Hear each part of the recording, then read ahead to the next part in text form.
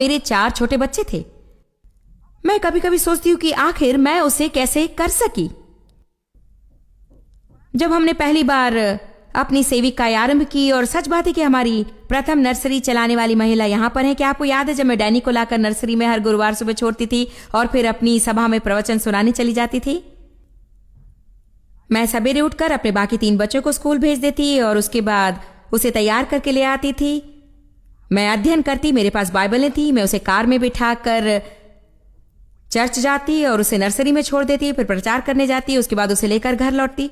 मैं आपको कुछ बताती हूं, जो कुछ प्रभु आपसे करने को कहता है उसे आप कर सकते हैं। पर मैं एक ऐसी स्त्री को जानती हूं जो कहती है मैं अपने आप को दोषी मानती हूं क्योंकि वास्तव में मैं कुछ नहीं कर रही हूं, मुझे अपनी गलती का एहसास है। फिलहाल मुझे ऐसा लगता है कि मुझे अपने परिवार का ख्याल रखना है। अच्छा, यदि आपको लगता है कि प्रभु ने उस कार्य के लिए आपको बुलाया है तो आपको कहीं जाकर कुछ करने की आवश्यकता नहीं है। आपके जीवन में ऐसा समय आएगा जब प्रभु अलग रीति से आपका इस्तेमाल करेगा, और यदि आप घर बैठी माताएं हैं, आप दूसरों के आशीषों के लिए प्रार्थना कर सकती हैं। कौन जाने आप अगले बिली ग्राहम को तैयार कर रही हूं। मैं स्पष्ट रूप से कहना चाहती हूं कि सभी के लिए प्रभु की एक ही इच्छा नहीं है। एक बहुत बड़ी गलती जो हम करते वो कि जिस भी कार्य के लिए हम बुलाए गए, यद्यपि हम कर रहे हैं, फिर भी उसे किसी दूसरे के ऊपर थाम देते हैं।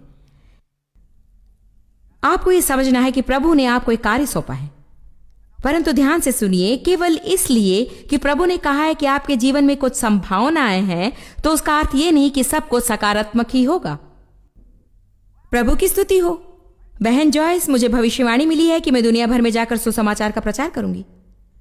यदि आप उस पर केंद्रित ना हो तो आप उसे नहीं कर पाएंगे, परंतु प्रभु ने कहा देखिए आप प्रभु के सहभागी हैं। और वास्तव में मैं ये बार बार कहती हूं क्योंकि मैं सारा श्रेय प्रभु को देना चाहती हूं, परंतु ये कथन है कि सब प्रभु करेगा सचमुच अनुपयुक्त कथन है।